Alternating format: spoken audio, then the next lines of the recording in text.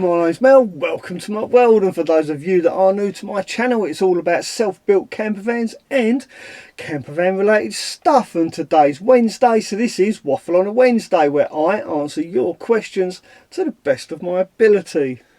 Now, Blake Ray Ely asks a really good question, something that never even occurred to me to talk about whilst building out my van, and that is quite simply, what screws did you use for the cladding? Thanks. Well, Blake, that is a really simple but brilliant question. Something that I didn't address whilst I was filming building out my van was actually the type of screws I use. And the type of screws I use not only for cladding, but wherever I can, I use these self-tapping, self-drilling. And it just so happens I've got one in my drawer. I'll show it to the camera. Hopefully the camera can pick that up. It's actually like a drill bit with a screw thread on it. You can see it's got this groove in there. If I can just, and if I hold it like this, you might be able to see it better.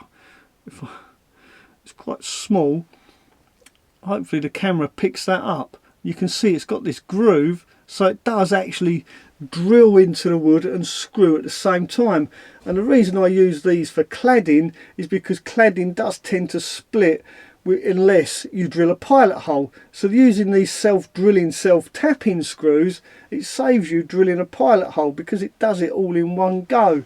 So I highly recommend, especially for cladding, because cladding is quite brittle, to use these self-drilling, self-tapping screws, and they are available in various lengths. Thanks for the great question. I hope that helps, and good luck with your van build. Hey Mel, a quick question. We love a quick question.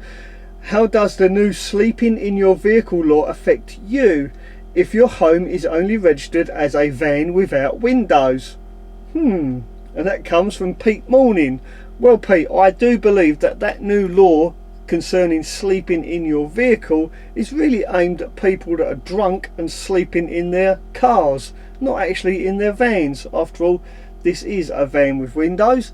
Therefore, it is not a camper van, so no matter where I park and where I sleep, it will always be seen in the eyes of the law as a van with windows. So it kind of works in my favour. And I always say, if you try and be as discreet as possible, don't make a fuss when you park up, then you'll probably get away with sleeping just about anywhere you like. It's when you rock up somewhere, open your doors, put your radio on or your stereo, or you have your TV blasting and your windows all open, that's when you're going to attract attention to yourself. If I am stealth parking anywhere, what I like to do is actually get ready for bed, have my evening meal in one particular spot, and then when I'm ready to park up for the night, I'll draw all my curtains and then go to wherever it is I'm planning on parking, park up, switch off my engine, jump in the back, draw the curtains and go to bed.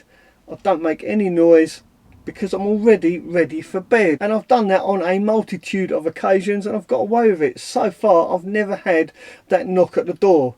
No, hang on, there was this one time up in the Lake District, but at that time I had an old Volkswagen T2 and it obviously was a camper van, and the park ranger come round, gave me the knock on the door. "You can't sleep here, mate." And I said, "Buddy, I'm just going to have a cup of coffee and then I'll be on my way." And he was quite happy with that. So from that, I would say, if ever you do get the knock on the door in the middle of the night and ask to move, then just agree to move on. Don't make a fuss. Just say, "Oh, sorry governor, didn't realise I weren't allowed to sleep here." Get in your van and move along on your merry way and find somewhere else to park for the night.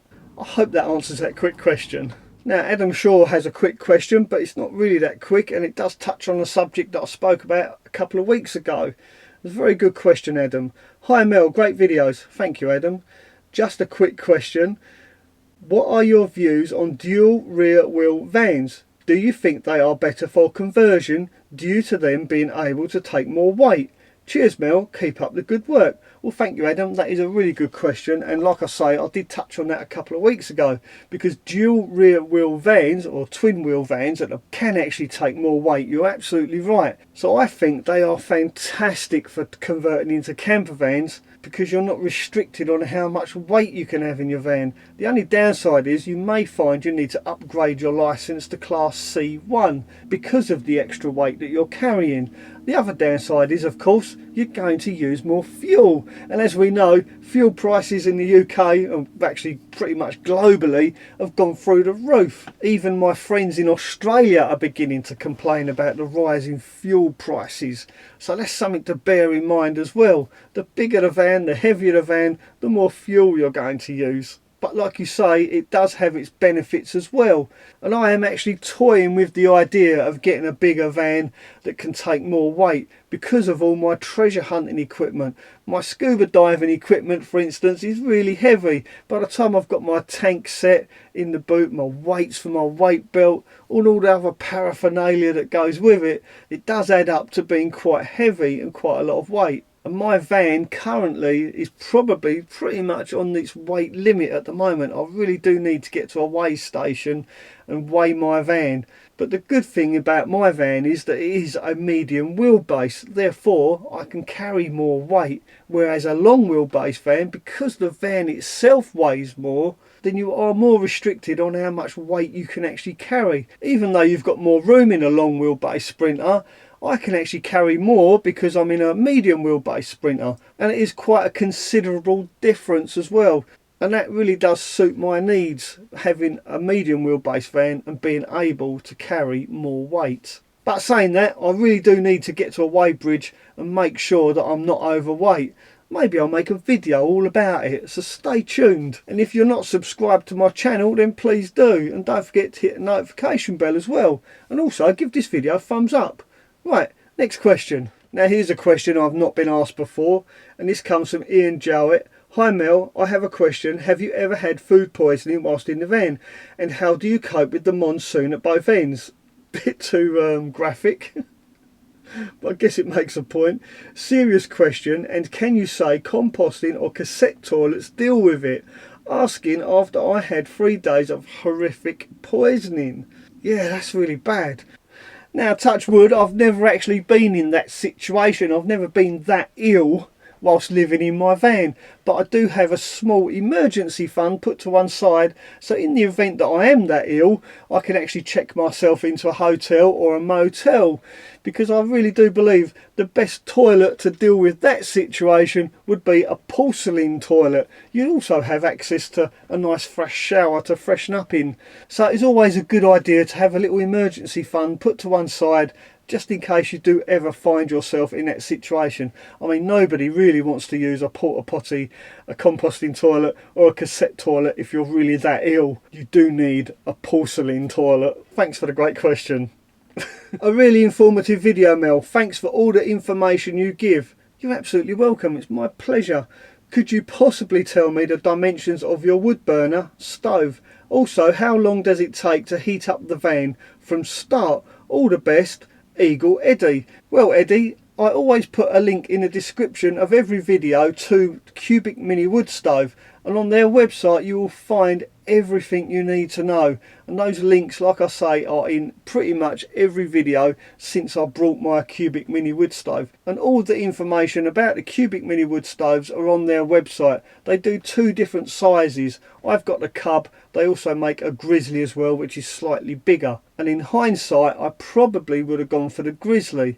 As for how long does it take to heat up the van, it really doesn't take long at all. In fact, if I light my wood burner and then put the kettle on, my van is nice and toasty by the time I finish making a cup of coffee.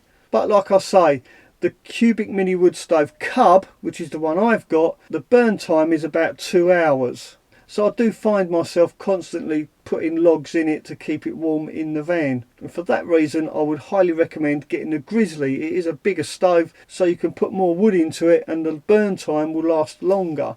Don't worry about it getting too hot in the van, because they are completely controllable. They've got little slider vents on the front, and you can control the temperature in your van by simply choking the flames down. They are a fantastic bit of kit, and I do highly recommend them. So go check out their website. The link is in the description.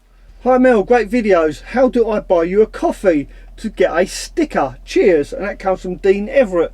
Well Dean, once again, every video I upload I put a link in the description. If you click on that little V down there, or down here, I've got to try and think which way around it is, somewhere down here, either corner, there's a little V. If you click on that, it brings down a drop down menu like I just said to the previous comment, and in that menu you will see a link to buy me a coffee. If you buy me a coffee, I will send you a sticker. Don't forget to give me your address so I know where to send said sticker. Thank you for your generosity, I really do appreciate it. Now, whilst on the subject of stickers and buy me a coffee, I'd like to say thank you to everyone that has brought stickers off of me in this manner. I really do appreciate your generosity and your support. And the money does go towards paying for my new laptop. But I want to say thank you to one person in particular, and that is Debbie. Thank you, Mel. I've enjoyed and been inspired by your channel for years. About time I showed a little appreciation to the nicest van lifers on YouTube. Thank you, Debbie. That's really kind. Hope this is enough to buy you and Becky fish and chips, even if it's out of the bag and at the seaside. Well, Debbie, thank you so much. And we did have fish and chips on Friday. Unfortunately, we was not by the seaside, but the fish and chips were absolutely fantastic all the same. So thank you so much for the fish and chips. Now, there was no troll of the week last week, and quite a few people actually complained about it, and I make no apologies. I mean, I can't help it if people don't leave trolling comments, but this week you'll be pleased to know we do have a kind of troll of the week. So let's have this week's troll of the week. Troll of the week. And again, this week it's not too bad. It's a little bit jovial, I guess, and it comes from Peppers and Son. And they talk about my Cockney accent once again. It's probably the most trolled comments I get is about the way I talk, and they simply say brought not bought, or is it bought not brought? Does it really matter? You know what I'm saying, right? Brought, I brought it, I bought it. Does it really matter? No, absolutely not. And I make no excuses for my Cockney accent. After all, I am a simple Cockney Herbert, as my ex-mother-in-law used to call me. Now let's have a van life related question. You say you live full time in your van. What sort of places do you park? I don't live full time in my van, but due to work I do travel to work in the week and park up for 5 days and then travel home at the weekends. The problem is, no matter where I park, the police keep moving me on and threatening to arrest me if I return to the same lay-by or industrial estate. And that comes from Carl Dingbat. Well, Carl, I've got to say I've never had that problem ever. Like I said earlier on in this video, I've never had someone knock at the door. Just the once up in the Lake District, and I was in a National Trust car park at the time. Since then I've joined the National Trust, by the way. Good value for money, I've got to say. Just for the parking, it's good value for money. Yeah, highly recommend the National Trust. You know, I'm going off subject now. Carl, all I can say is try and park in a different spot every night. You say you're parking up for 5 days at a time. Try and move it to a different spot every night. So when you finish work, you go back to your van, start your van up and then park somewhere else to sleep at night. That's the best advice I can really give you. Don't stay in the same spot for 5 nights in a row. And then hopefully you won't have that reoccurring problem of being asked to move on. I really do wish you the best of luck. And I'm sorry to hear you're having these issues parking your van. And if anybody else can offer Carl any advice, then please do leave a comment in the comment section of this video. I'd be really interested to see what your views are in this situation. Can the police actually arrest you for sleeping in your van? Has anyone been arrested for sleeping in their van? I'd be really interested to know. So please do leave a comment in the comment section of this video. And if you are new to my channel, then please do consider subscribing. I really do appreciate your support. Thanks for watching. Ta-ra for now.